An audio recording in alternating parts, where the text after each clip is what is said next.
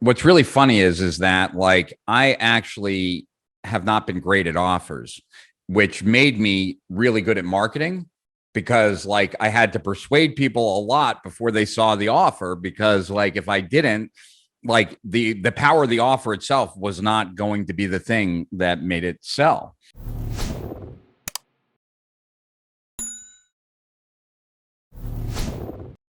Hey everyone, welcome to another episode of Perfectly Mentored. I'm your host, Jason Portnoy. My guest on this episode is Rich Schrefen.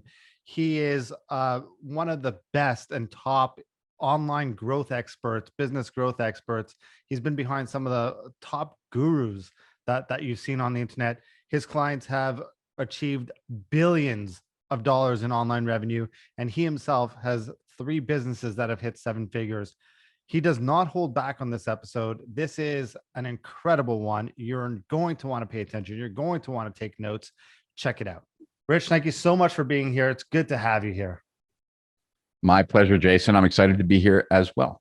So I want you to take us back because you become pretty big as an entrepreneur and in the internet space. So how did you become the entrepreneur you are today? I want to take a step back, learn your story a little bit, and then we'll dive into tactics. Okay, yeah, sure. Well, I've always, it's interesting. I was much more interested in making money when I was younger. I don't know why. But back when I was younger, I had a paper route. I shoveled driveways in the wintertime to make money. Then as I got older, I actually would wait online with a guy that I met once waiting online. For tickets at like Madison Square Garden. I'd get there. Like they used to, when I was a little bit older, like when I was 16 or 17, they started instituting a lottery. But before then, it was first come, first serve. So if you got there a day and a half before the tickets went on sale, you could be first in line. And so a friend and I would do that. He was much older. And one of us would like stand on the line while the other one walked around and spoke to everyone else online because there were a lot of people who were fans that would get there that early that weren't buying the maximum tickets. So we would end up buying their tickets for them if they would buy the maximum. And so, when I was like 15, I'd say like a good weekend, I could make like $4,000 or $5,000 just buying a block of tickets and then selling them to a ticket broker. And my dad he's passed away. He's no longer with us, but he was a sociopath and a ruthless business guy. He took me with him to all like his business meetings and stuff like that on the weekends. Like, and if I wanted to spend any time with him, there was no like catch or anything like that. He would tell me what he was thinking and what he was doing. And so I learned a lot from that. Then I also just had like a crazy life of experiences. So in addition to kind of hustling and making my own money, in addition to like following my dad around, and most of my dad's friends were entrepreneurs. So I would be listening, not only watching my dad work, but also listening to him talk to other business owners and stuff. Then I ran away from home when I was a kid. And there was a gentleman, there were a bunch of guys that were in the mob that were in the book Wise Guy, but didn't make it into the movie Goodfellas, even though the movie Goodfellas was based on Wise Guy. I ran away from home, and for maybe another podcast longer, because it's a long story, I ended up being a gopher for these guys that were fixing horse races. They were paying jockeys not to come in first, second, or third. So the jockeys that were coming in first, second, third had no idea that they were coming in first, second, or third. And they would then bet all the combinations and made a lot of money. And one night when we had won a ridiculous amount of money at Yonkers Raceway, all of them then went to Atlantic City. I was 14 at the time. I went home. But I cashed my tickets last, and the track had run out of 50s and 100s after they had cashed. And so I collected $15,000 in 20s. I'd never had that much like physical cash. And So that night when I was home, I never really had a curfew as a kid. I was playing with the money on my desk, like putting them in nice piles and stuff like that. And my dad walked in and saw the 15,000 on my desk and grabbed it and told me to go into his office. And that was the end of that. And then about 2 years later or 3 years later, I got a after school job. My after school job was working at a place called Investor Center. Investor Center was where Jordan Belfort got his first stock brokerage job. So in the movie The Wolf of Wall Street, he goes to a strip mall. It wasn't in a strip mall. It was actually in an office building. But the Wall Street thing with the guy beating on his chest never happened. Jordan had a meat packing business that went bankrupt, and then he became a stockbroker. He was that good. Like, everybody did crowd around him. But I got to see that business too when I was 16 and thought it was sleazy as hell. So like between my sociopath dad, who eventually screwed me in a business deal, which is why we became very distant as I got older, until he passed away, to spending some time with wise guys when I was really young, to watching another sociopath, no offense to Jordan Belfort, but he is, do what he did.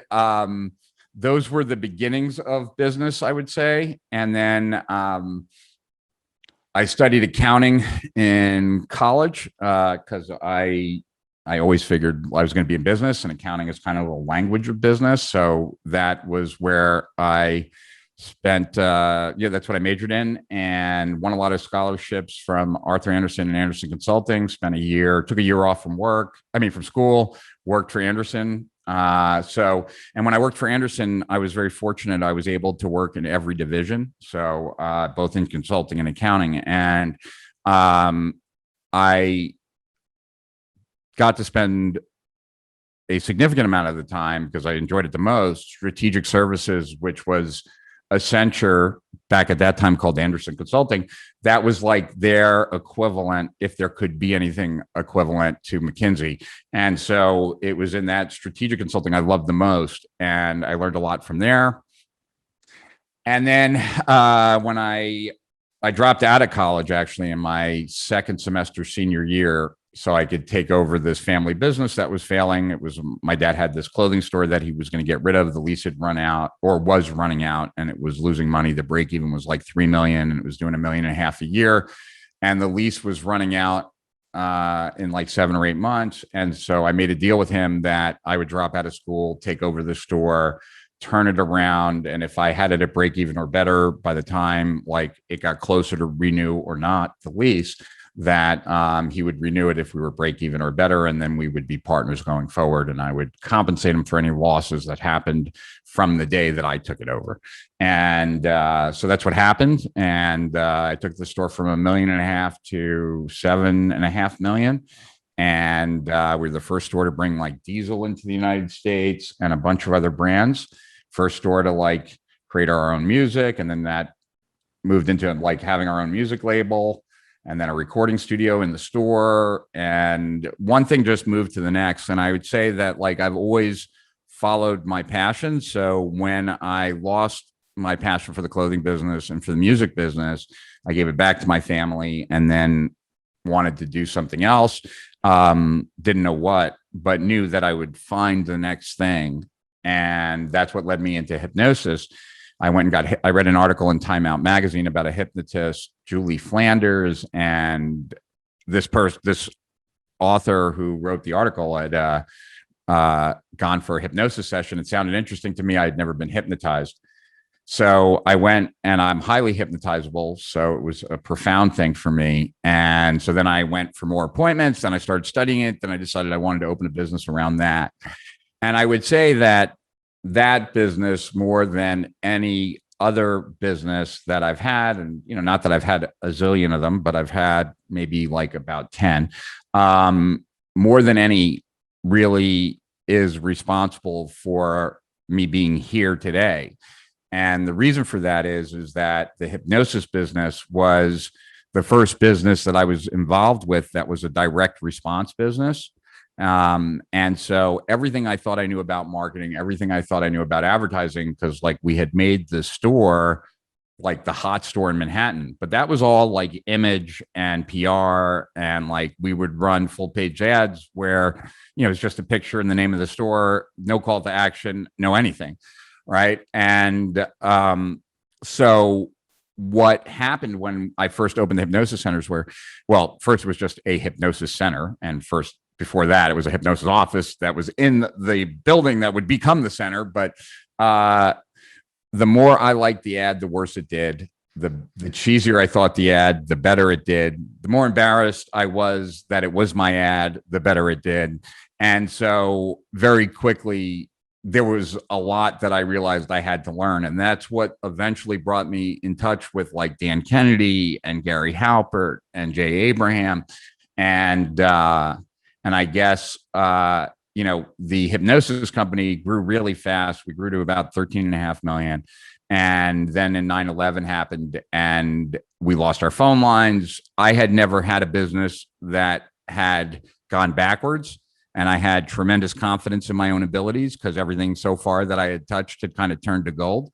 So it never even occurred to me that maybe the best thing to do would have been to like retreat. Like it was all forward all the time. And that was a mistake. So I threw a lot of good money after bad, after 9/11, until eventually I had to get out of the hypnosis business. And I had this one last experience that I would say was like the final nail in the coffin to get me to go online, which was that when the hypnosis business was doing 13.5 million, we had a little bit over 100 employees, about 60 full-time hypnotists on staff. And I didn't cut quick enough and I didn't fire quick enough. I really thought we'd be able to turn it around. So what became my existence for 6 months was like a 14-day countdown to the next payroll and having to like move heaven and earth just to make payroll every 2 weeks. So when I got out of the hypnosis business, like there were two things that were very real for me. One, I really enjoyed direct response and I thought I was good at it. Two, I didn't want any employees because I had just spent like the last 6 months, like where like paying for employees was my like whole reason for being. And so the allure of being online, checking my laptop from the beach, like once a day, like I fell victim to that. Kind of, I guess, naive thinking. Maybe I wanted it to be true. But that's what first got me online and with the experiences that I had. That's probably a long-winded answer, but it's comprehensive. I mean, that's a fascinating story. And I think we have 6 podcast episodes in just the different directions I could take you there. But really quickly, because then I want to get tactical, but I got to ask. Right. The first question in all that story is top business lesson you learned from the mafia. Well, a bunch, right? Like, so one day I was asking a bunch of questions like, oh, like, where are you from? This, that, the other. And Dominic, who was like the main guy that I knew, the guy that kind of took me under his wing a little bit. And actually, I just did an interview recently with Michael Francis, and Michael knew this guy. So it was kind of like that freaked out my girlfriend because she had heard these stories, but I guess she felt like maybe I embellished them or whatever. And when I said, yeah, like, Dominic, and I mentioned Dominic's last name, Dominic's now dead. Michael was like, oh, little Dom. Yeah, sure. We know Dom. And so then Kim was like, oh my God, his stories are real. But the first thing, so Dominic put his hand on my shoulder and he's like, Richie, because that's what they used to call me. You want to have lots of friends in life? And I was like, of course. He's like, then stop asking so many fucking questions. Right. Like, and so like I learned like to keep your mouth shut.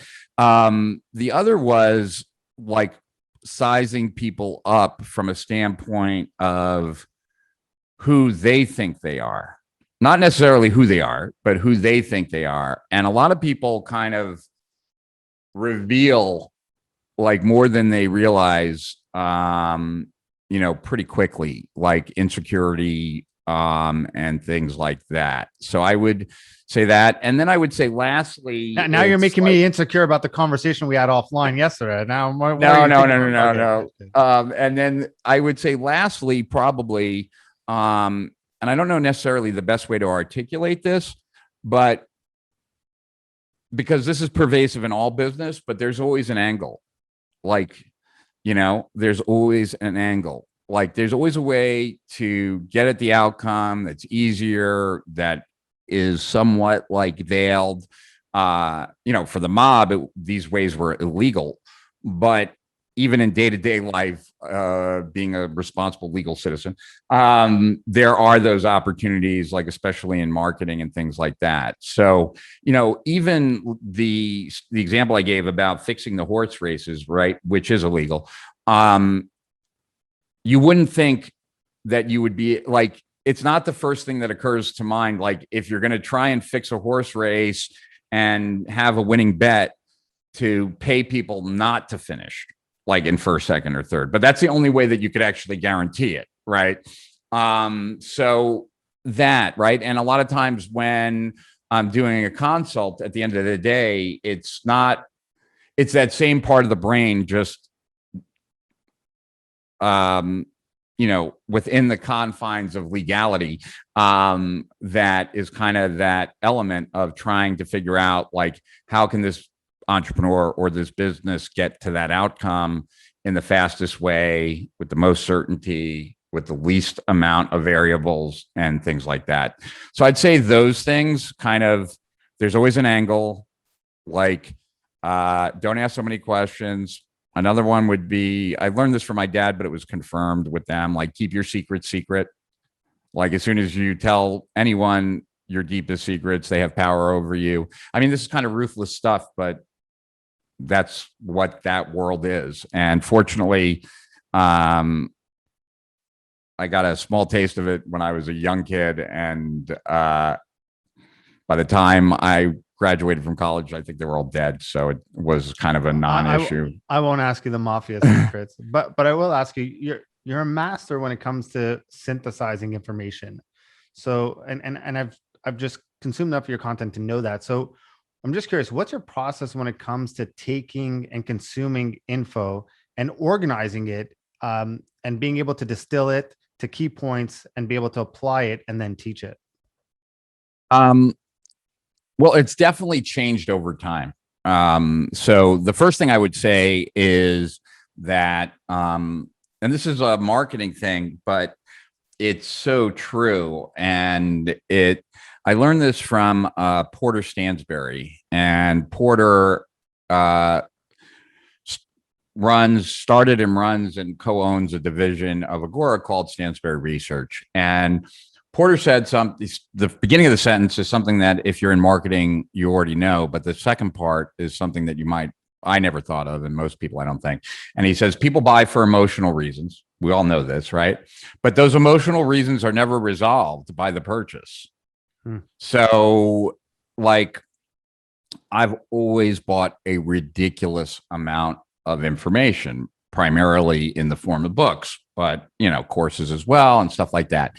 There is a compulsion to buy that stuff that I feel, right? I think deep down, there's some insecurity about my intelligence, right? Like, and if that's the case, which I believe is probably the case, like I was embarrassed as a kid or God knows what, right? There's never going to be a book that I'm going to read and be like, I'm done. Like, like this book has now resolved the part of me that feels insecure about my intelligence or whatever. So there's definitely something like that, right? And I say that only because, like, I've been very fortunate that I've had like 3 primary mentors, and one is Jay Abraham, one was Clayton Makepeace, who passed away recently, and one is Mark Ford, aka Michael Masterson. And I never went out and tried to find a mentor. But what is clear to me is that relationship that I had with my dad, like, made me feel like I needed to replace my dad, like have a different father figure in my life. right? Like someone I respected and admired, someone who I wanted to be more like because I didn't want to be like that. And that led me to have a certain kind of energy or whatever to attract like, the top guys in the, like, I couldn't have had better mentors, right? Like between Jay and Mark and Clayton. So there's certainly an element of that, like that's just instinctual that got me great mentors. And also that as it comes to learning, and I think there's some hole that I'm trying to fill that won't get filled by learning, but it's okay because it's at least like, powering my career. So I'm not so keen to get rid of it. But I've always been able to hyper focus. I didn't realize that was a sign of ADD, right? Like that I don't necessarily have that much control over my focus, but once it's engaged, it tends to want to stay engaged. And if it's not engaged, it doesn't want to engage. So I could definitely focus for really long periods of time. And in college, I could pull all-nighters back to back and like go through a whole textbook and stuff like that. And I would, so I've always had that kind of focus. However, I'm also highly bored. I get bored really easily. So what I found, and this makes total sense in hindsight, I didn't realize it back then because back then I didn't even know I had ADD, but I actually bought, this wasn't the first one I bought, I know, but because I don't even remember what they look like, but I just happen to have this on my desk right now. I have no idea why. It's probably because I just don't put stuff away soon enough. But this is I don't know if you can see it, but it's a variable speed. It's by Radio Shack back in the old days. But it's a variable speed, variable pitch tape player. So I could listen to cassettes in high speed, but at like the way you would listen to high speed on your computer, like it wouldn't change the pitch because like you could adjust the pitch here. And what I noticed about when I listened in high speed was that it forced me to pay attention. And because it forced me to pay attention, I paid more attention. And therefore, I also retained more. And so it started with listening cassettes, right? Then when computers came out, I actually would record them high speed into my computer, turn them into MP3s before there was variable on like the computer. Then like I had software created that we actually gave away to clients back in the early 2000s because like there wasn't the ability to speed stuff up like there is today, but certainly consuming at a high speed. Now, in addition to that, I had taken a bunch of speed reading classes like when I was in college, when I was in high school. It never took because I never had the discipline to practice. And it's a skill. So reading at a high speed takes a lot more practice than listening at a high speed or watching at a high speed. And so I never learned how to speed read. And then a client of mine bought me an iPad, and I didn't own an iPad because I didn't see the need to have an iPad at that time. I had my MacBook Air, which was pretty thin and light. I had my iPhone, and they're introducing this new device called an iPad that's somewhere sits in between, but what am I going to use it for? So I didn't buy one, but then a client bought me one, and I found this app called Quick Reader, which would pace for you. Like, and the thing that I didn't practice when I was speed reading was the practicing of reading faster than I could. And what this had was you could tell it how many times per line you wanted it to break, and it would light up like certain words in yellow, like a highlighter. And you could say you wanted one break per line. So it's the whole line taking it in at one time, or two breaks per line, or two words at a time. And so I started using that when I was on my elliptical machine, and I was quickly able to start increasing my speed because now it was drilling, right? And so maybe I was reading back then at like 400 words a minute, and I'd take it up to 1,000, which would be like I couldn't comprehend. And then I'd take it up to 2,000, which was even more difficult to comprehend. Then I'd take it up to 4,000, but I was training my eyes to move that fast. Then I would back it down to like, 700, and all of a sudden I could comprehend a little bit more. And I just would go through that. Then these are long-winded answers, and I apologize. Then one day in my library, I pulled out a book.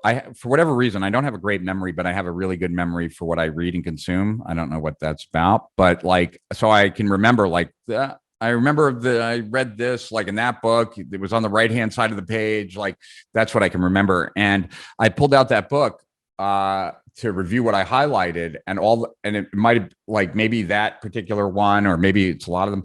I used a cheap highlighter and the highlights faded, and I freaked out because I was like, oh my God, like I've read a lot for a long time, and like I always thought my highlights would be there like when I wanted them, and the highlights had faded. So that meant like the only way to now get access to that information again was to read it again. Never again. Like, so from that day forward, I started to, after I read a book and highlighted it, I had it chopped with a guillotine. We scanned it, and then someone in the Philippines would copy and paste everything that I highlighted and turn it into a document. So I would get those back as a document, and then I started putting that in Quick Reader, because like if you are practicing speed reading, it's better if you're not attached to getting it, because if you're attached to getting it, you can't go faster than you can comprehend, and then you're not drilling to get faster, right? So I would take what I highlighted from books, and that's what I would use to speed read, and that got the rate faster and faster and faster until I could read like about 2,000 words a minute. Don't know if I can still read at 2,000 words a minute because I read less these days, but anyway, and I've also started to use other software as well. I then came across this guy, Tiago Fort, who teaches a class called Build a Second Brain, or Build Your Second Brain. I'm a huge fan of his, and learned a lot from him. We traded consulting time like early on, and he has something called progressive summarization, which is like every time you touch a note, you should do something to it to advance it, like, in your knowledge. And so instead of just ending with my book notes, what I highlighted, now those highlights go into Evernote. And then I will read it through those notes again, just bolding whatever I think is important. Then the next time I see that note, if it's based on something I'm working on, right? Because I'm only touching notes that I'm working on. I'm not like keeping notes just to keep notes, right? Like, but if I'm going to use it on another project, now I will look at everything I bolded, and I'll only highlight parts that I bolded that are the most important of the bolded, right? So there's this constant like touching and advancing. And I would say that, part of the benefit as well as some of the drawbacks of an ADD brain is that everything is connected. Like I see connections even when they don't exist, which is great for marketing, because like I can always create angles that other people can't see, because in my mind, everything's connected, because that's the ADD brain. And so I can make connections that other people can't make. Part of that's ADD. And then part of that is filling my brain with so much. And generally, my best ideas kind of come when I have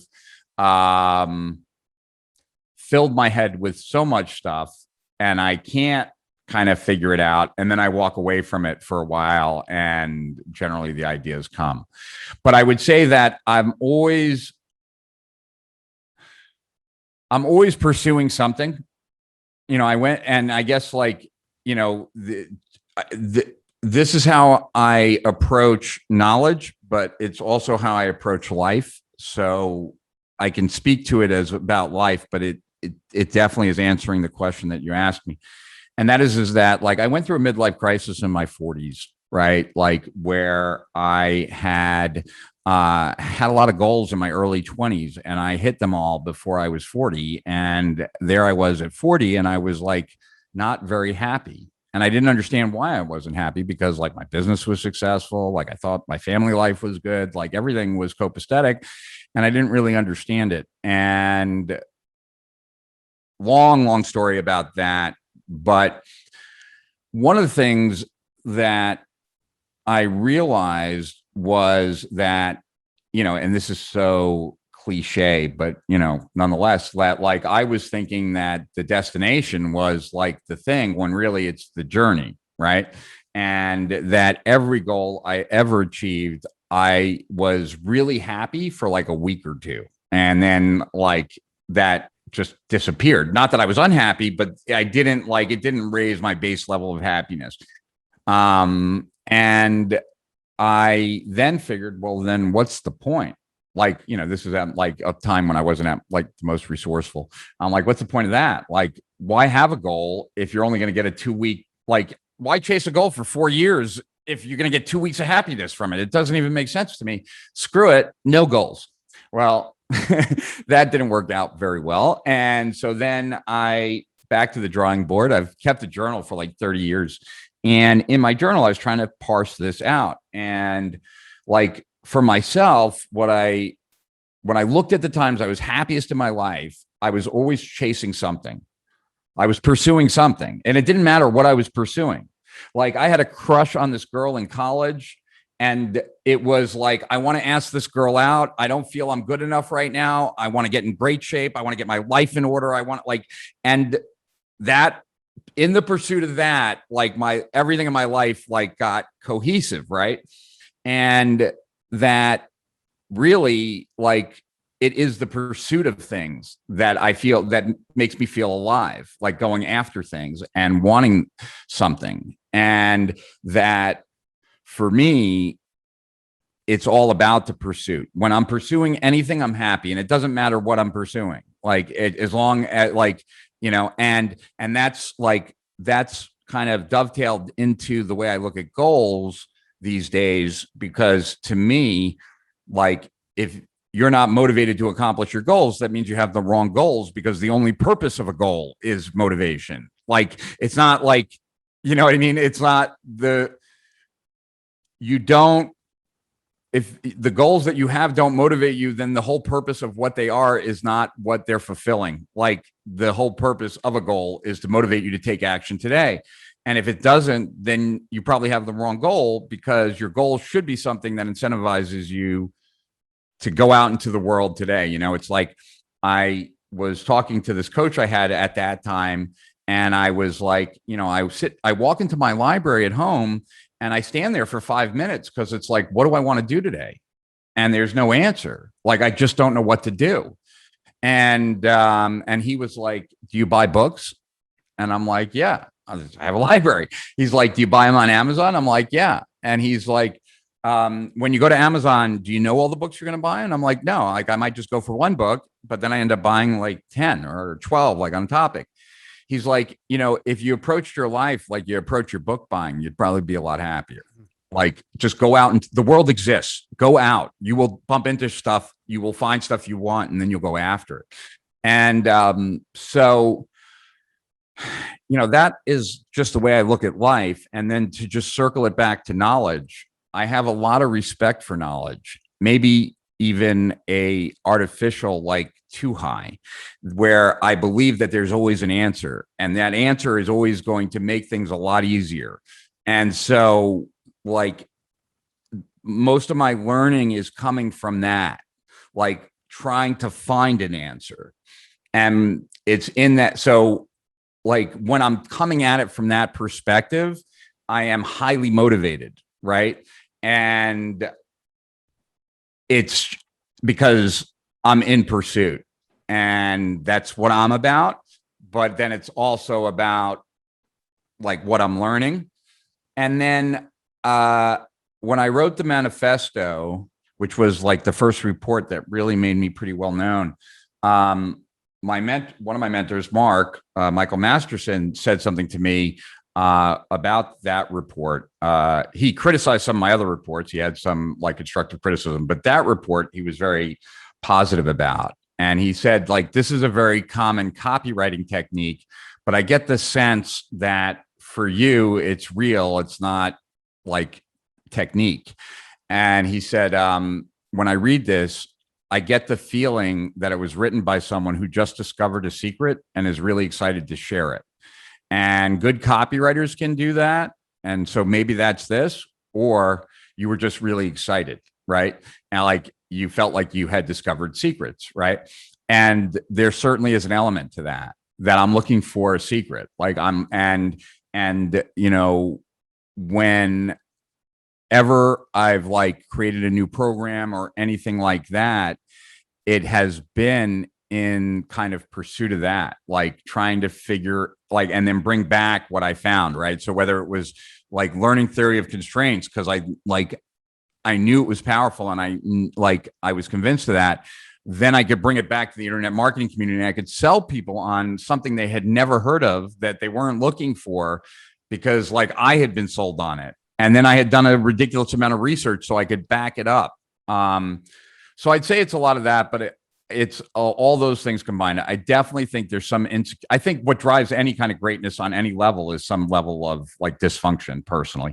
And I don't think I'm any different. I think there's some insecurity about my intelligence. And I think that I overcompensate for it. And I do that in a pursuity type of way, in a way that I can also digest a ridiculous amount of information in a very short period of time because it's the only way that it keeps my attention. Like it has to, like, you know, if I listen to an audio, it has to be fast enough so that I am not motivated to pick something else up and play with it. It's the same reason, like even when we were talking yesterday off air, like most of my calls that I do are on Zoom. Primarily because if it's not on Zoom, if we were just talking right now, I'd be doing something else. Like, and that's like, I don't want to do something else. I want all my attention to be on this call, but like, I need like with conversations, I need the accountability of a person, like to see me and me see them. With learning, it needs to go at a speed that forces me to stay like present, like not even a second where I'm thinking about other stuff. And I find when I'm working out and do that, time goes by a lot faster than any movie. So it's cool too. Well, I definitely think you're knowledgeable. And I want to tap into that. So I want you to put your insecurities aside for a second and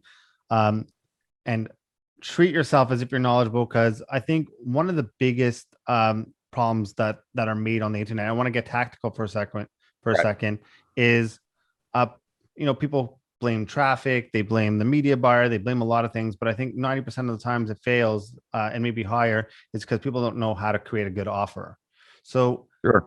If you could give some of the top 3 to 5 tips on how the listeners could do better at constructing an offer or the most important parts of an offer, I'd love to hear your thoughts on that. Sure. Yeah. And I didn't tell you this story about offers yesterday, did I? When we were talking? Okay. So what's really funny is that like I actually have not been great at offers, which made me really good at marketing. Because like I had to persuade people a lot before they saw the offer, because like if I didn't, like the power of the offer itself was not going to be the thing that made it sell. So, you know, my team and I invented the automated webinar back in 2007. And I wrote a report about it late 2007, early 2008. And at that time, 2008, right, like is when like the financial crisis happened and credit card companies pulled back on limits, and a bunch of people also lost their merchant accounts. Mike Filsame lost his merchant account. Russell Brunson lost his merchant account.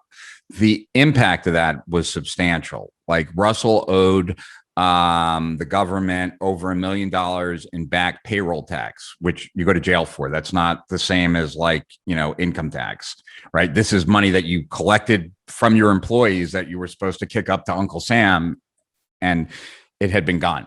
And Mike wasn't in as bad a shape, but he was in bad shape too. So I gave them both the software that we had that allowed us to do automated webinars. At that time, it was an internal software, like not front facing.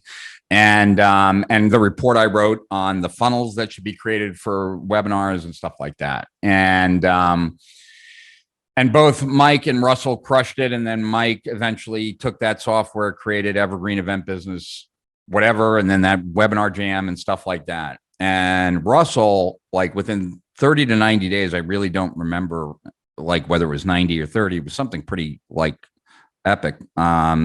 He had made the $1 million plus back and sent it to the government. So he was free and clear. And soon thereafter, I think like a year or two after, he did ClickFunnels, which I had nothing to do with. I'm not like, you know, but before then, Russell created this webinar called High Ticket Selling Secrets. And he was really proud of it. it might have been the thing that got him out of debt. Like, I don't remember specifically, but he sent it to me. Kind of like my kids would bring home a drawing that they wanted me to put on the fridge. Like, look what they did, right? Like, I had taught him this. He wanted to show me how he was crushing it. He was proud of it. He sent it to me. I watched it. I thought it was the worst webinar I'd ever seen in my life. Like, I couldn't believe it, right? And it was on high ticket selling secrets. And the 3 secrets were that you make more money selling high ticket than low ticket, that you don't need a lot of traffic to sell high ticket, and you can sell high ticket without you getting on the phone personally. And I'm like, really? Those are the 3 big secrets? Like, wow. What I didn't realize at that time was that really the webinar was really just an excuse to get to a great offer. And so I'm watching the webinar and I think it sucks. And I'm like thinking to myself, how am I going to tell Russell, like, this sucks? And then the other part of me is like, how is this doing so well? Like, what am I missing here? I don't get it. And then he gets the offer, and the offer was so good. And it was in that moment that I realized that every offer I had created had never been anything like that offer, because in that offer, everything that he put into that offer made me feel like I could have the end result with very little work, and I could have that end result really fast. So like, Russell's going to give me the page from his website where people apply for his high-end thing for me to put on my website with some slight modification. He's going to give me the ad to find a all commission salesperson. He's going to tell me where to place that ad. He's going to tell me the questions to ask anyone that responds to that ad. Like, I'm going to give you the script of mine so you can modify it.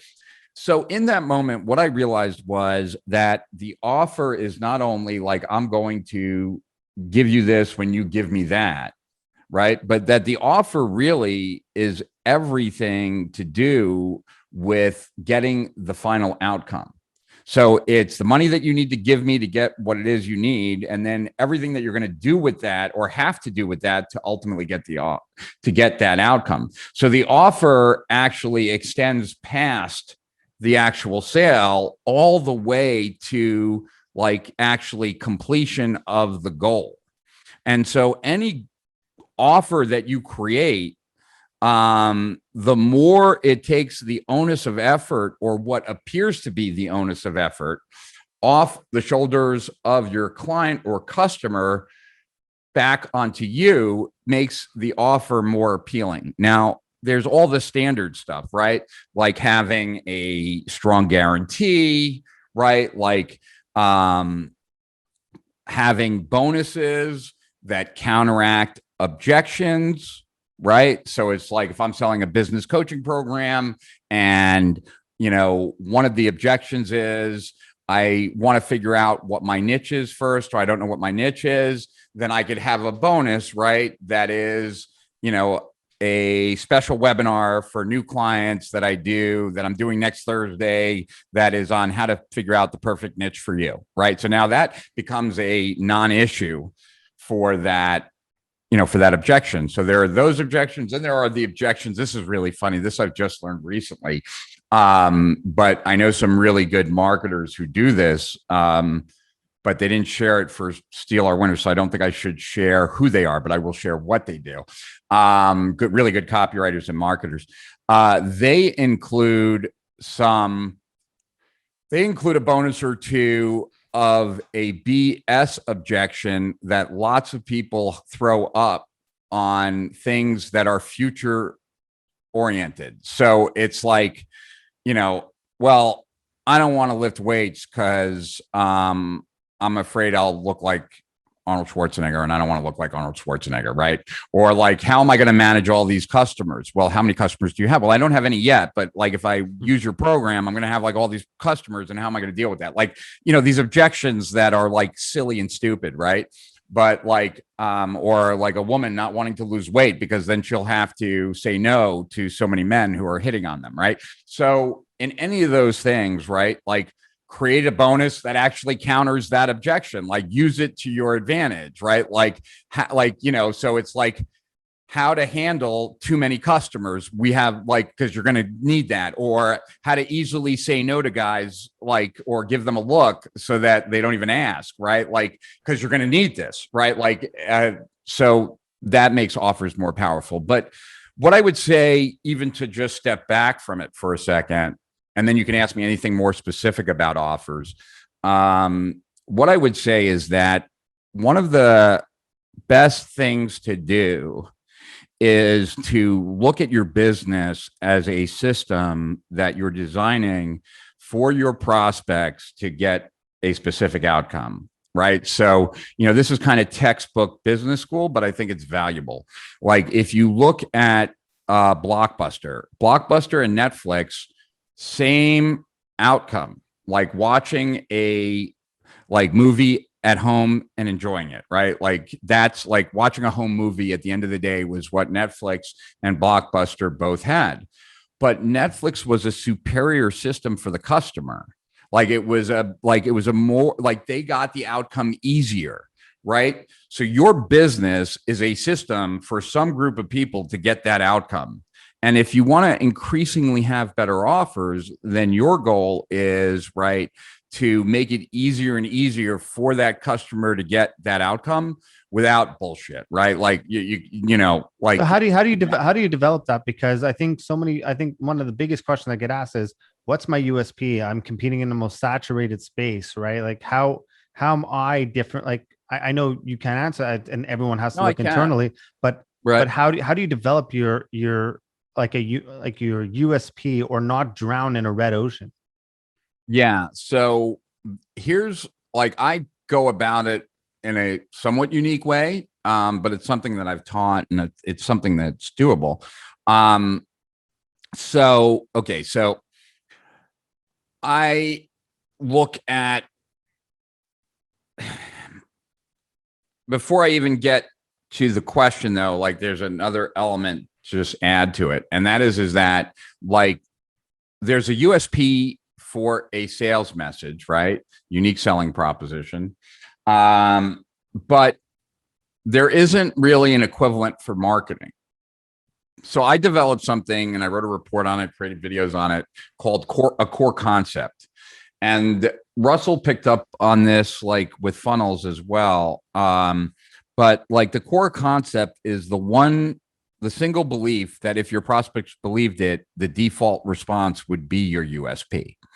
So when I first created my coaching program, right, I created a USP that meant absolutely nothing to the world, right? Which was the only program that transforms opportunity seekers into strategic entrepreneurs. That was the USP of BGS, right? Business Growth System, my coaching program. So now, if that's the USP, what I need to do in my marketing is convince people that opportunity seekers fail, strategic entrepreneurs succeed. And right now, they're displaying the characteristics of an opportunity seeker. If I can convince people that opportunity seekers fail and strategic entrepreneurs succeed, and right now they're behaving like an opportunity seeker, then it makes my coaching program the only program that transforms opportunity seekers into strategic entrepreneurs very desirable. Okay.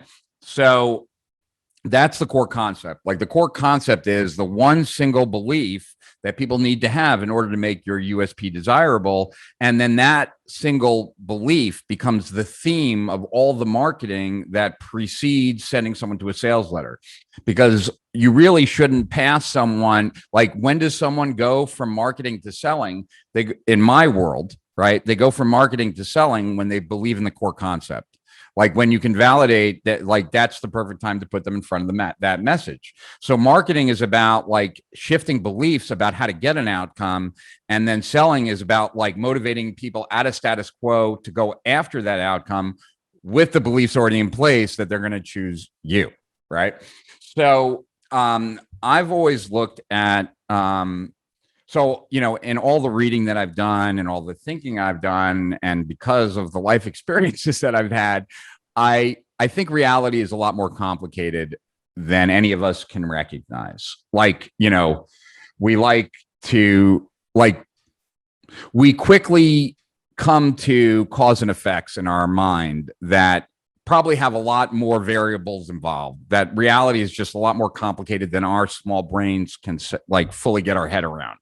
And so because of that, because I believe that reality is more complicated than we give it credit, there's a lot more nuances and there's a lot more causes out in the world than like what is just obvious. And I also kind of look at every market as, especially any market that is like around information, right? As, or personal change of any type, that type of change is hard work, right? And for most people, they will not succeed. That's just a reality, right? There was this book written about a decade ago called Change or Die. And it was written about like, what happens when you're given that ultimatum that you either have to change or you're going to die. And this was written by like, I think some famous doctor, I don't remember, but it was related to when people like had a triple bypass or something like that. And they're told you either have to change the way you eat and your lifestyle or you're going to die. 90% don't change and they die. And so like when your life is on the line, if you're not going to change, most people aren't going to change for anything less consequential. So when it comes to procrastination or when it comes to anything that requires personal change, most people are not going to be successful, which means that most people in the marketplace in any given point in time are mostly people who are frustrated in getting the outcome, that they didn't just decide to join the market yesterday. This has been something they're after, and they've probably tried a few things and have not succeeded. So they're in this like place of frustration, wanting the outcome, not even sure they can get the outcome, etc. So what I've always tried to do, and I guess it's somewhat based on what I learned in hypnosis. So I didn't come to it like as a marketing tactic, although it evolved to become one, was that when I was studying hypnosis, how to work in a therapeutic sense for hypnosis, the person that I was learning from, the professor, told me like, okay, when someone sits down and tells you like the cause of their behavior, just nod your head, but don't listen. Like, because if they knew, they wouldn't be sitting in front of you, that there's a deeper cause. And that's what you got to get at, like in your work with them. And so kind of the same thing, that there generally are deeper causes. And so what I like to do is I like to look at, and this is much more of a marketing thing than a selling thing, but it'll relate back, and then we'll get to how to be unique in your USP.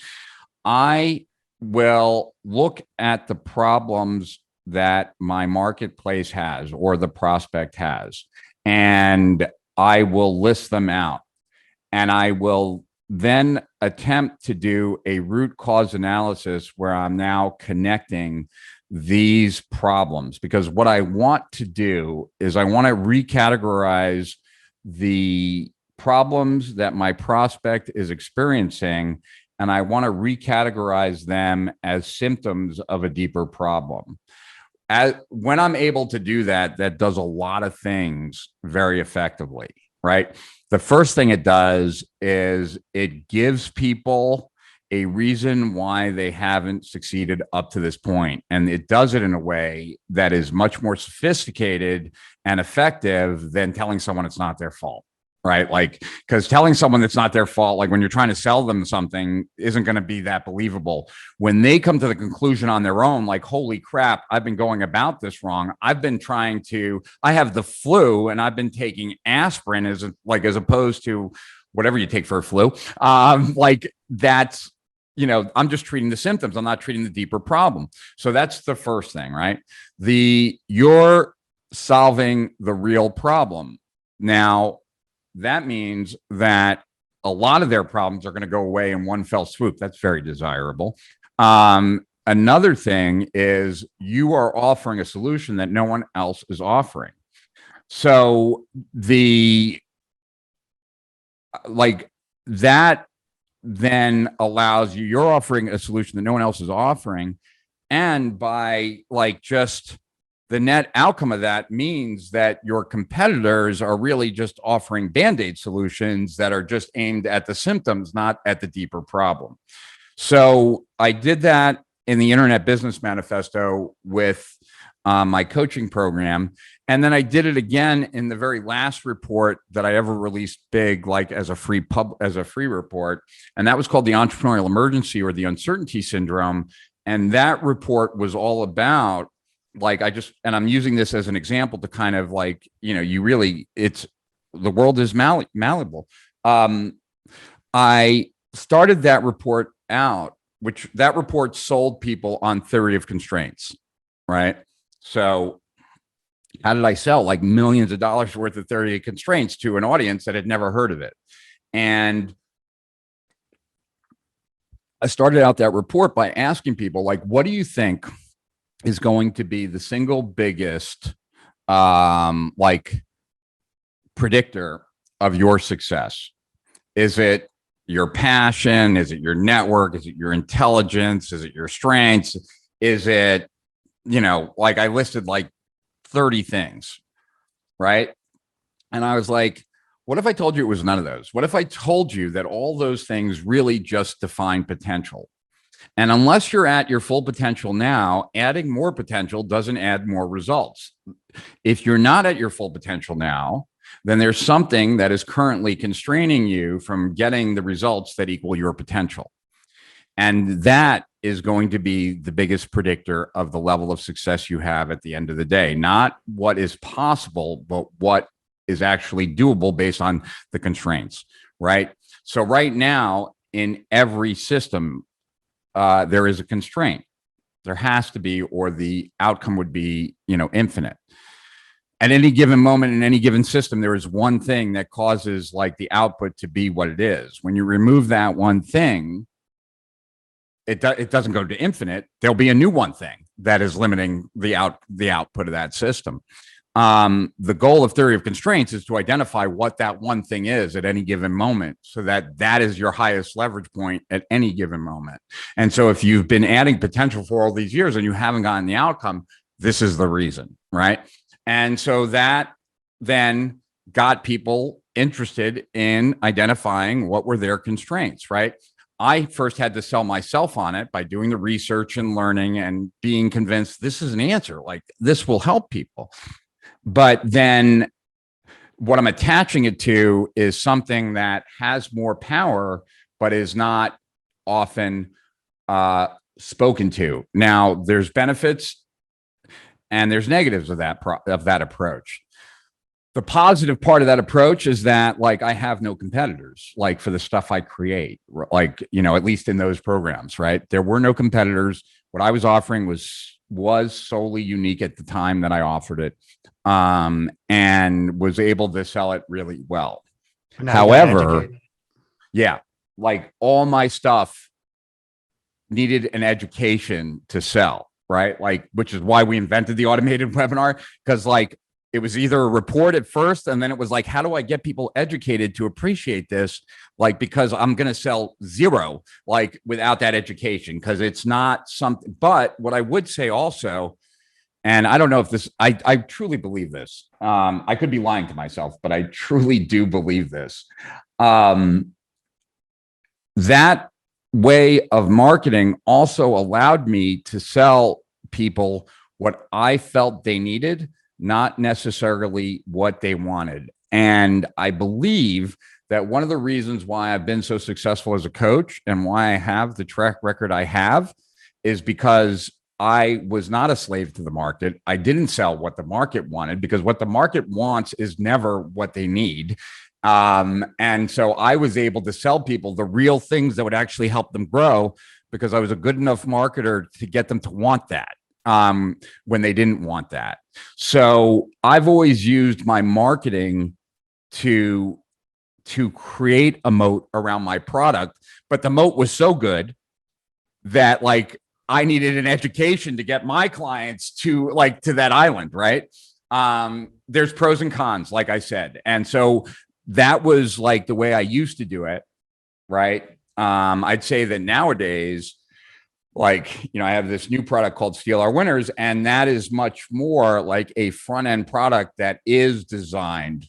It still needs an education, much less of an education, but it is designed to be much more appealing to what the market wants, right? and then still have like my coaching program behind it, which we haven't relaunched yet, but ultimately we will, right? So that I can still have the best of both sides, right? As opposed to just being an island and having to consistently put out content to get customers, have both. But that's what I think. So I've done it by doing root cause analysis, right? That's one way I've gotten to that deeper thing. Another way I've gotten to that deeper thing is by looking at like best-selling products in the market.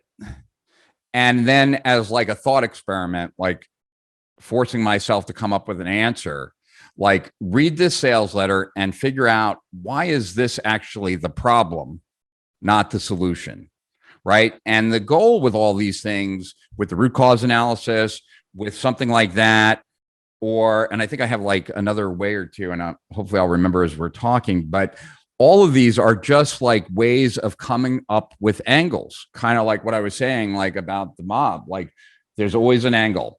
There's always a way to kind of set yourself apart and get people to feel like this is the solution that they've been looking for. And part of that is understanding the problem. And then I would say that two things as it relates to that. One is that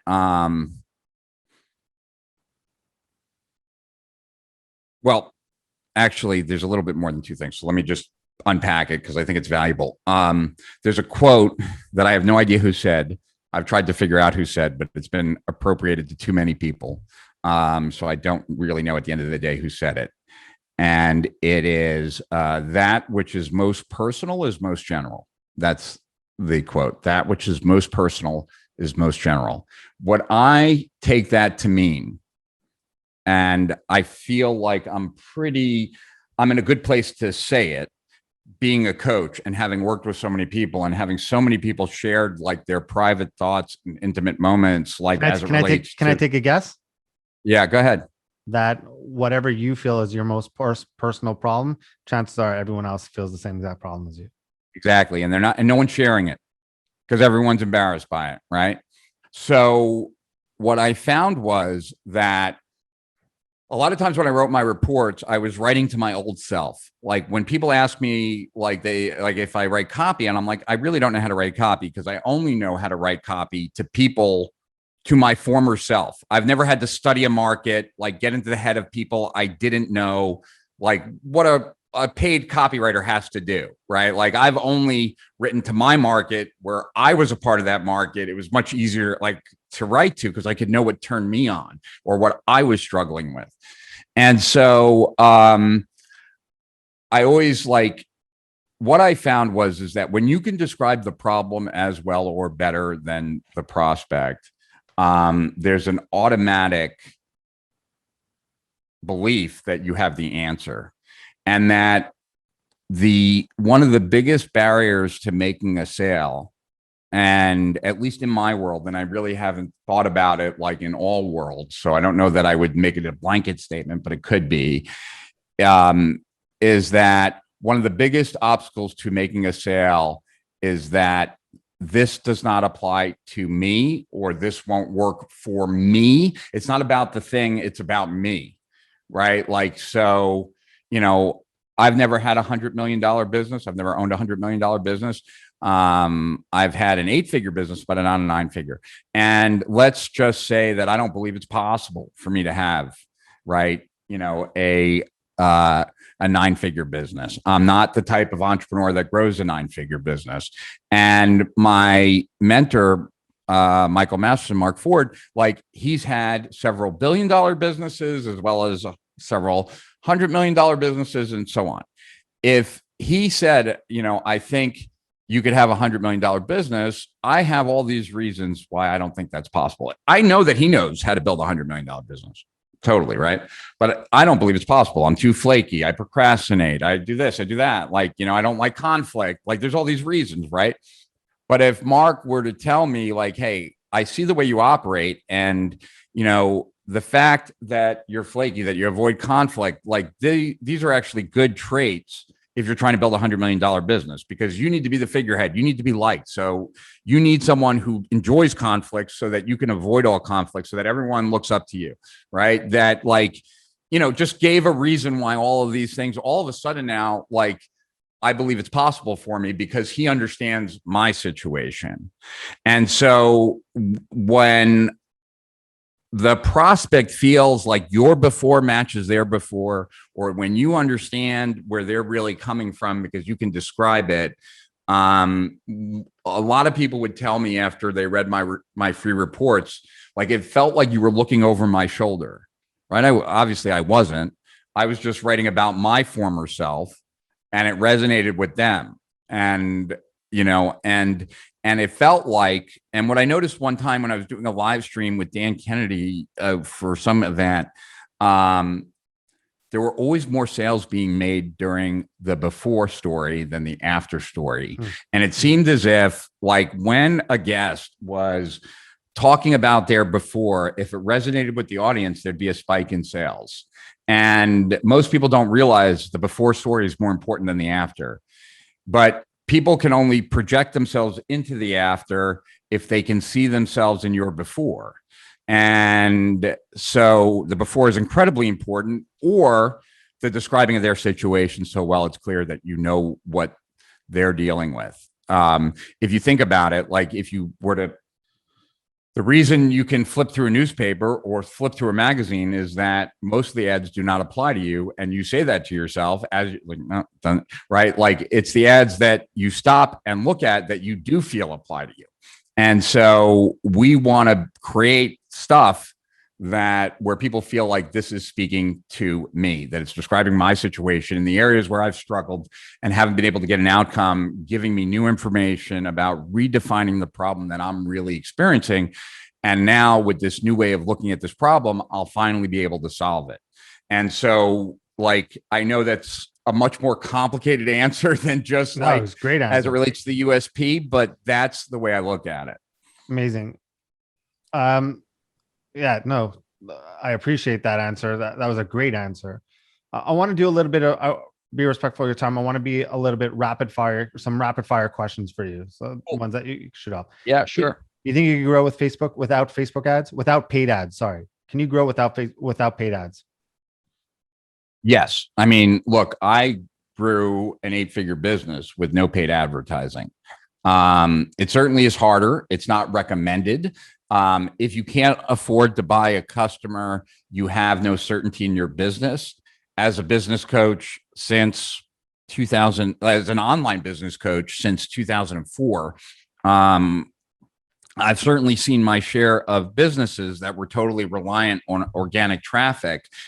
After a Google slap or something else happening, they totally lost it. And most people can't appreciate this, but it's even worse building a business on a house of cards, because when you go backwards, it stings a lot more. You now know what you don't have, right? I was a lot more miserable after I had to retreat from the hypnosis business, because now I had tasted the good life for many a year, and now I was very much aware. So I think you can. It's a lot more difficult, and any business that could be grown organically can grow much faster, by paying for the traffic. And what I tell people is this. I wrote a report about this. This wasn't a free report. This was a client report. And it was called Beyond Traffic. And the whole gist of that report was that all traffic has a value. And that value is set by the marketplace based on what competitors bid that traffic to be worth, whether it's on Facebook or AdWords or wherever else. Your business is either able to extract more than what the marketplace has bid that visitor to be worth, or less. If it's less, you're always going to have a traffic problem. You're always. And you're going to try and make up for the difference in what traffic is worth to you versus what the market is by making up that difference in cost by effort. And that's a losing situation.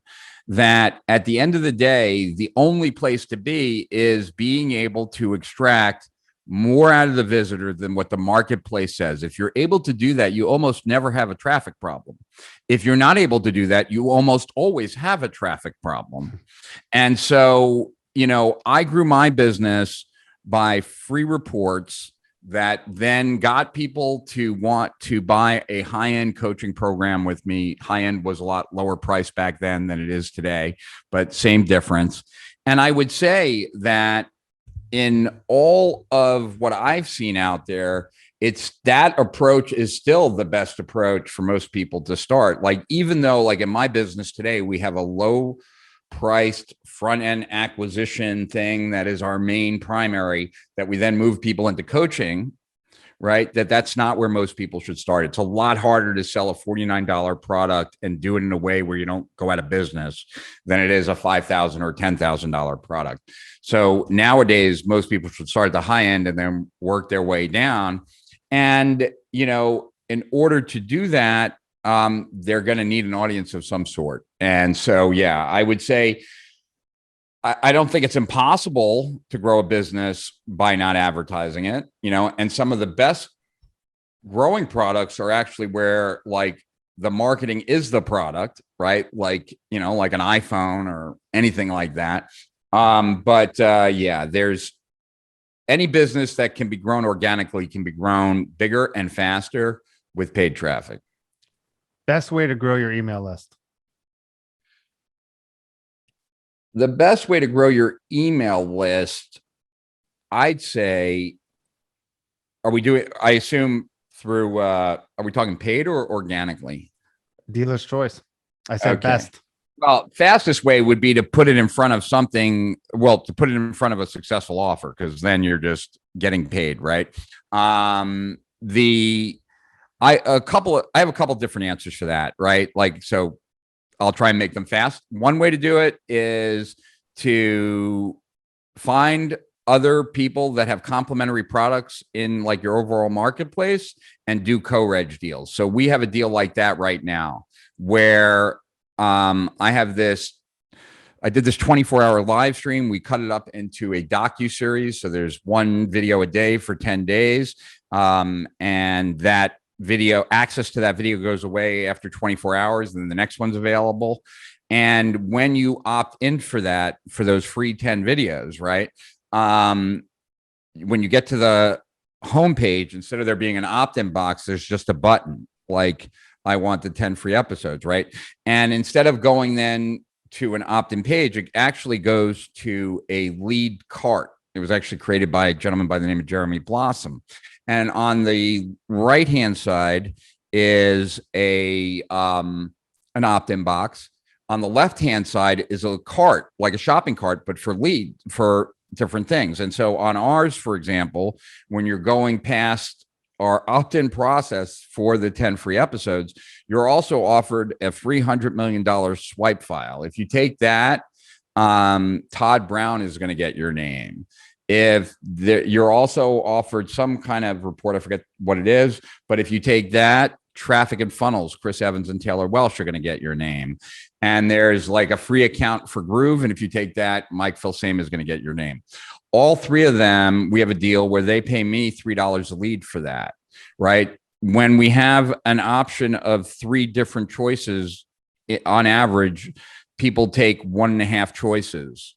So we're generating $450 in partner money for every lead that comes through. So if we're paying less than $4 a lead, we're actually cash flow positive up front. And part of the logic is like, why, like, Todd Brown, Traffic and Funnels, Groove, like, we're all in the same market. We don't compete with one another. Like, why should we all pay Google or Facebook separately for the same names? Why not like come together? So that's one way, right? A lot of people ask me, like, how do I create a viral report? And if I knew that, I would just sit at home and write viral reports all day. So that's not an easy answer. But what I can tell you about that, because like, yeah, I mean, the manifesto has been downloaded millions of times, and I wrote something that was worth sharing. Like, at the end of the day, like, there was no trick except the right message at the right time, that when people read it, they felt other people should know about it. That's a form. There's two elements to that, which is outside this conversation, but I'll just mention them. It's counterintuitive content that like makes people like, what do you mean? Like eat fat to lose fat, or like work less to get more done, or like, you're like, what is this? Right. And the other is social currency, which like a joke is social currency. If I tell you a joke, I'm telling you that because I want you to see me as funny. You keep that joke and then you tell it to someone else. Now they see you as funny. So if I can give you stuff in my free content that you want to share because it makes you look smarter, that's going to pass my message along, right? So that's how I've made my reports viral, by counterintuitive content and trying to inject it with social currency, stuff that when people shared certain elements of it, they would think they were being perceived as smart, and therefore make my message extend. I would say that, nowadays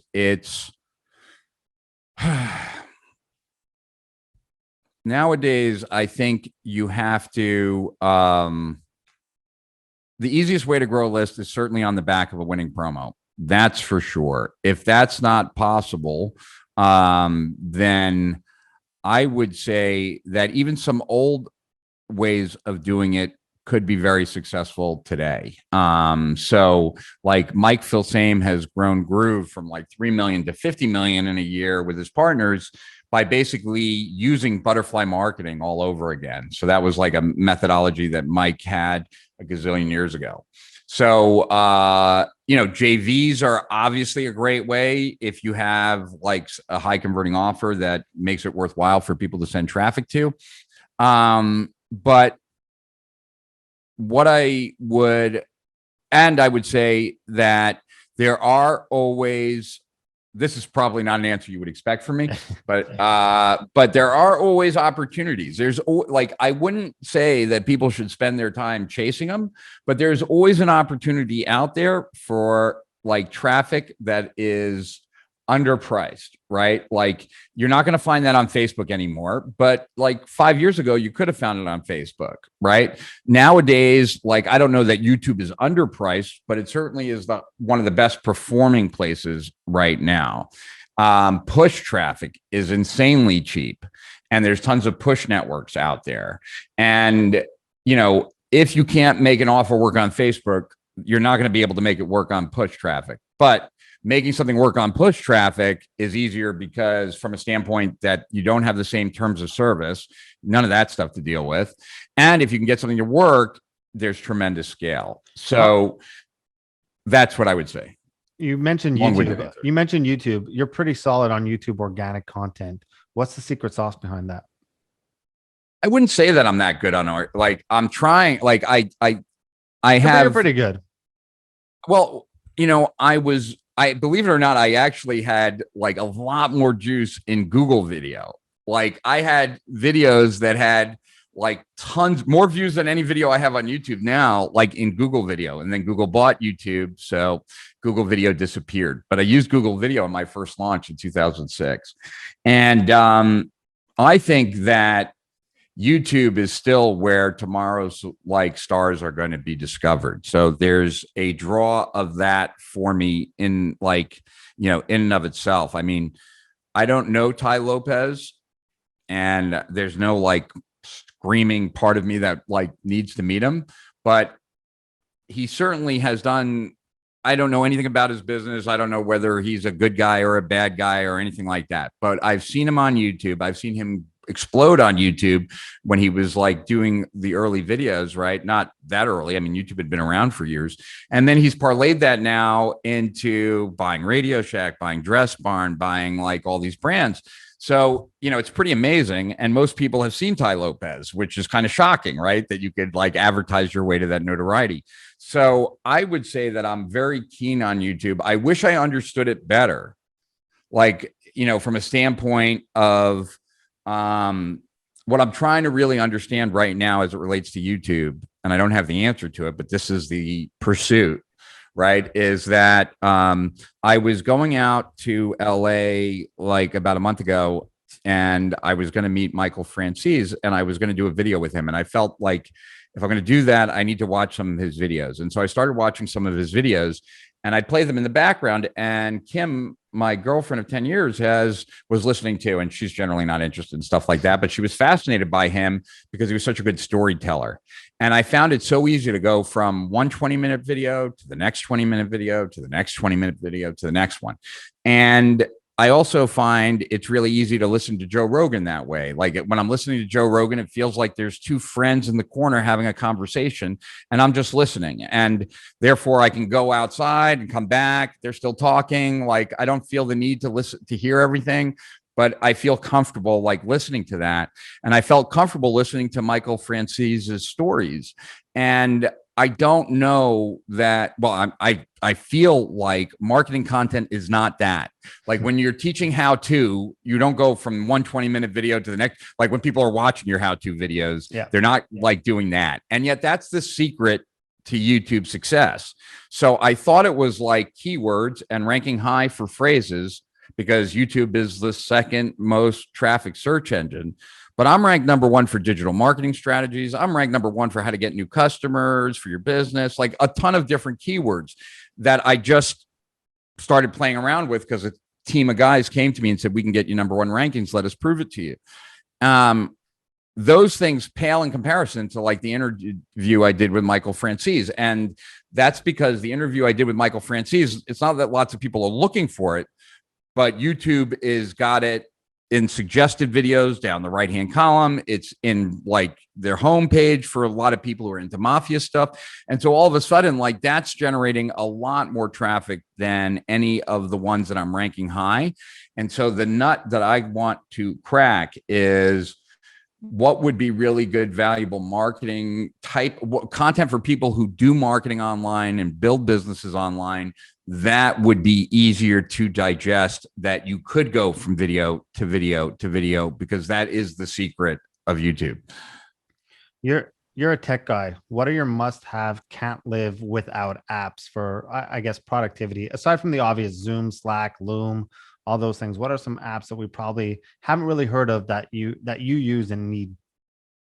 Yeah, I would say that Evernote for sure is one of them, and only Evernote because I haven't taken the time to, nor do I am that inclined to want to switch systems. Like I've heard wonderful things about Roam, I've heard wonderful things about Notion, and I want some of those features, but I've learned Evernote and I'm not in any rush. So that's like on the laptop. One other one I would say that is on my laptop was a $5 program I bought. It's called Say It.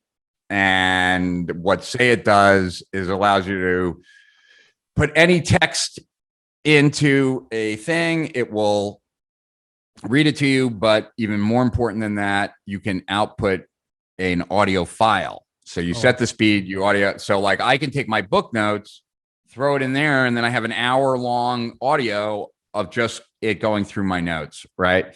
An audio and like an MP3 that I can turn it into an MA4 or whatever like the thing is for an audio book. And then I'd say the two on I use my iPad more than I use my computers. Like I live and breathe on this, and it's this size. Like I had the bigger one, but my wrists were too weak to hold it up.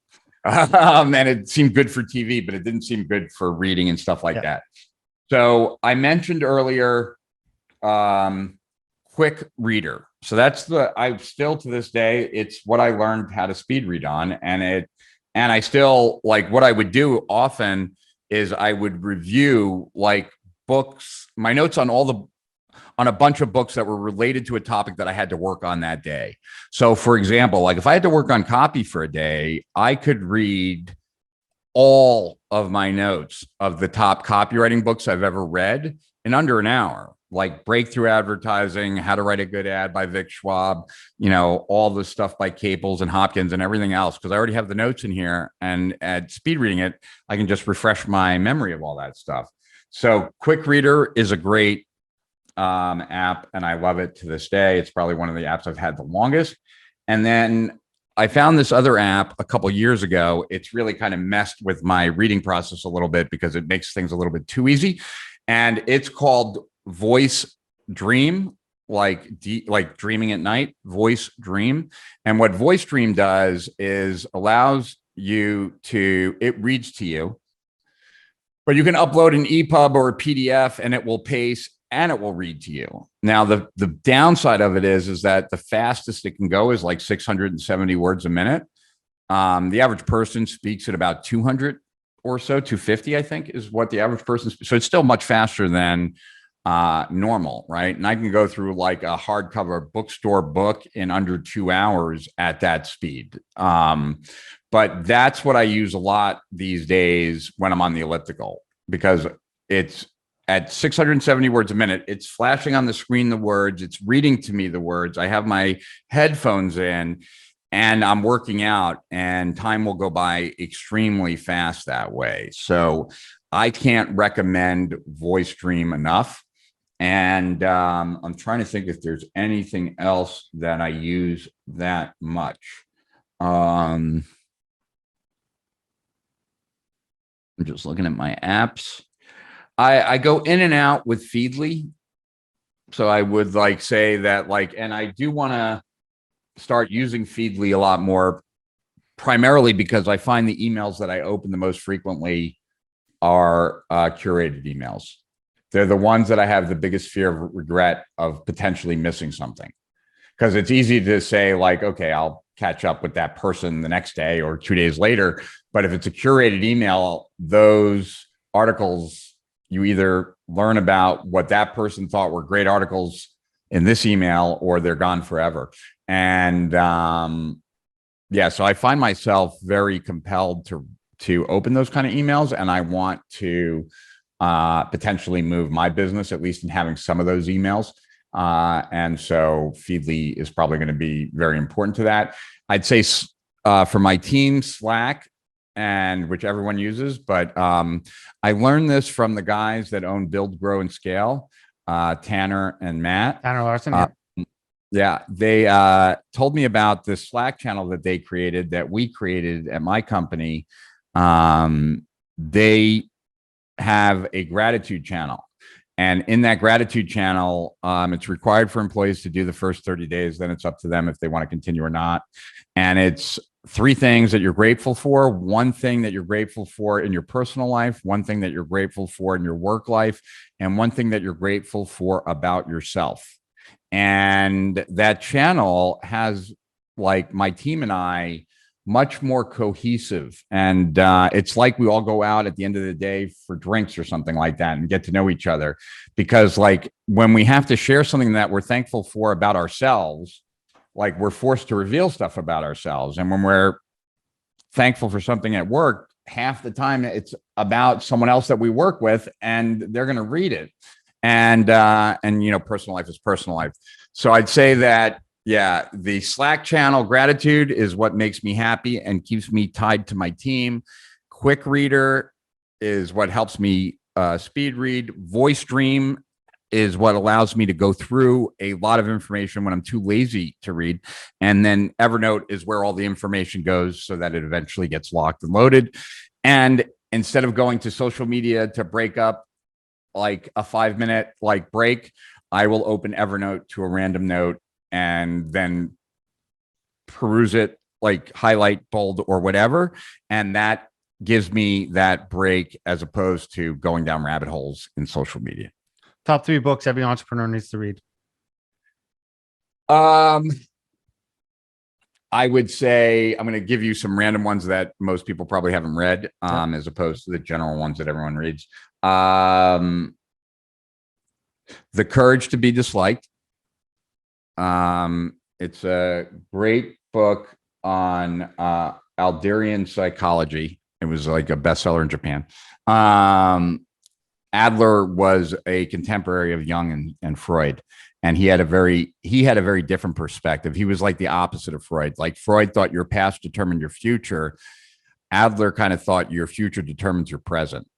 So when the way you can fall out of love with someone is not based on the past, it's based on the future, that you don't see that person in your life anymore, and that's why their breathing all of a sudden bothers you and stuff like that. Like, I have lots of bad thoughts about my dad. Part of that is because of what he did to me as a kid, but part of it could be that I don't want to be compared to him in the future, and so it's really easy for me to have this perspective about him in the present, because that will save me from a future of being compared to him. So I just love the concept of like flipping things on its head, and that this undefined future is actually defining your present, like, is kind of a head thing. So I'd say that. I'm trying to think of other books that really kind of opened my mind or got me thinking about stuff. I'd say if people are into like the lean approach to growing a business, and they read like Eric Ries's books and stuff like that. Eric Ries's books suck compared to like Steve Blank's books. But like one of the best books I ever read, like there were two books that I read in that thing. So I'm going to count them as one book because they two different things. One is Nail It, Then Scale It, which was a really basic book, but really good about like this whole idea of like that a startup is just an experiment. You're trying to validate the business model or invalidate it before you even think about scaling. The other one was like in that when I was really looking at lean was Getting to Plan B, which like really opened my eyes to that the highest leverage point in any business is the business model. Like change the business model and you get the highest leverage change. And so Getting to Plan B was all about companies that pivoted to better business models. And it was really fascinating. Like one of the examples is, I think it was Costco. Like Costco recoups the total investment of the building and all the merchandise in it in the first weekend they open. Oh, wow. So if you're trying to grow, like you build a store, 3 days later, you've gotten all your money back based on memberships to then open your next store. Then you make all the money. Like you can open a ridiculous number of stores with a business model like that, as opposed to the average store that takes a couple of years to pay off. Totally different game plan, right? So I would say that. And then I want to think about a personal one that would be, I would say, for entrepreneurs especially, there's a book called it's the male version of Passages. I think it's called Transitions or something like that. I'm gonna, as we're finalizing stuff here, I'll look it up real quick. But and the reason why is that like I'm trying to suggest books that most people probably wouldn't have heard of, but nonetheless really good books, is that like especially with entrepreneurs, like so much of your success is going to be determined by like how good or bad your head is in the game.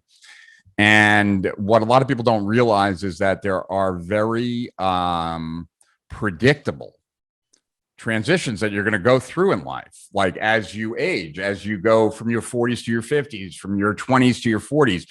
And as someone who had to take a 5-year detour because I didn't handle certain things when I was younger that then came to roost when I like hit 40. Yeah, like the less people that have to go through something like that, the better. So I'm just pulling it up here, looking in all of my book notes. So, oh, and then I would say, I know I'm giving you more than you asked for. Sorry. Wait. Where is that? I think it's called Transition. So that's what I just want to make sure. Yep. So Transitions by William Bridges was that book about the different passages that, you know, men are going to go through. If it's a female listener, she could just read Passages, which is for women. All right. Now, as I look at this, let's see. I'm looking now at all the books here.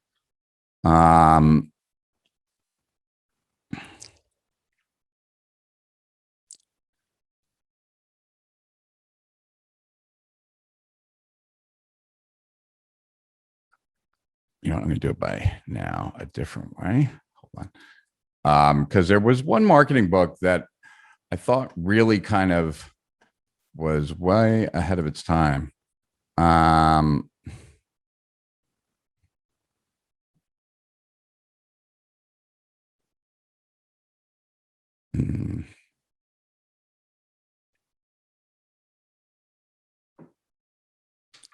the Rise of the Platform Marketer. That was really good.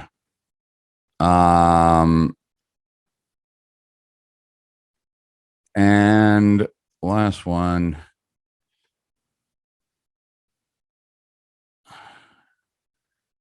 It's just like every book to me speaks to a specific issue, a specific problem, a specific thing that's valuable. No, I won't make you list a million books. I know we could go on and on. I'll end with this. Like, yep. What I would say is, I thought that,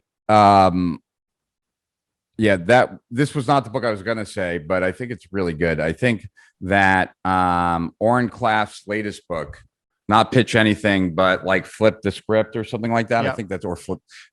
Really good, really like well thought out, and really kind of does give people a really good approach to developing a marketing message that resonates. So I would say that. But like one of the problems I have with recommending books is that every single book I look at, like, just to give you an example, like I read this book, Contagious You, right? And it's all about like how to be someone in your business that lights up a room, as opposed to some people who actually, when they enter the room, like the energy gets dialed down.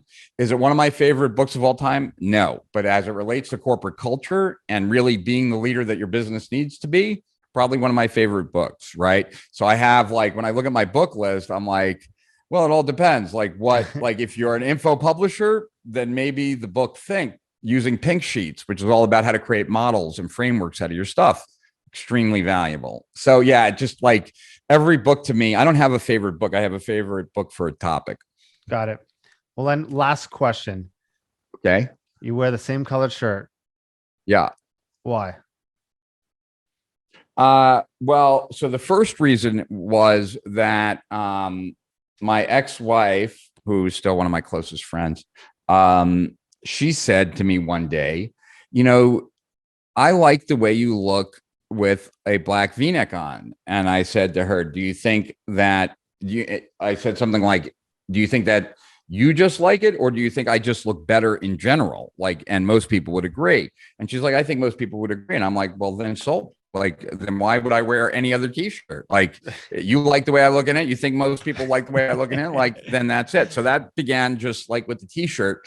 And then what I did find over time was that how much easier my life got by wearing the same t-shirt, because then for continuity purposes with video, like, except for my weight going up and down, it like looked the same. And then same pair of sneakers all the time just started making my life easier.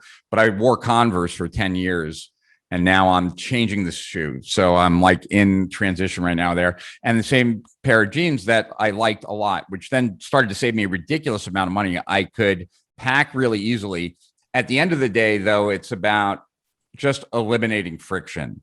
And it's friction when I'm traveling. It's really easy. I just throw a couple pairs of jeans and about 10 black t-shirts in a bag. It's ease of thinking. Like, I know what I'm wearing every morning. So that's like a piece of cake. Yeah. And also I would say, like, I don't know that I'm known for this, although most people are surprised when I wear anything other than this. And look, like, I wrote this report years ago, another one of the free reports I wrote with Jay Abraham, and it was called the Maven Matrix. And I've been behind more online gurus, not just in marketing, but across the board, than anyone else. And Jay Abraham has been behind more offline gurus than anyone else. So we compared our notes of like how we build personalities. Of course, mine are going to be somewhat similar to Jay, since I learned from Jay originally. And then we wrote this report of like what they had in common, and they still use that report at Agora and like building personalities. And one of the things, like when I first started working with Agora, like certain divisions, I was like, look, like we took out, like, let's say this one division had 5 gurus, and I'd say like, okay, let's just remove the from line, and let's just take like the first couple of paragraphs of each of these emails. Can you tell me who the guru is supposed to be based on the writing? Because if you can't, and they're all the same, then you're not building any, like, people who know me will be like, that's so Rich, when it's something that Rich always does, right? And if your readers don't know that, or your followers don't know that, that's problematic, right? So part of building a brand, building a personality is acquiring some mental real estate of any sort. And wearing the same shirt, while as infinitesimal as it is still a thing. It's a understandable activity that people can then feel like they know you a little bit, because they already can project forward like what you'll wear, right?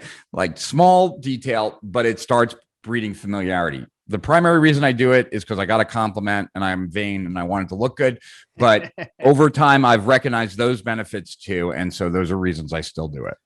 Rich, thank you so much. I really appreciate you coming on, sharing your knowledge. For the listeners who want to reach out to you, how can they find you?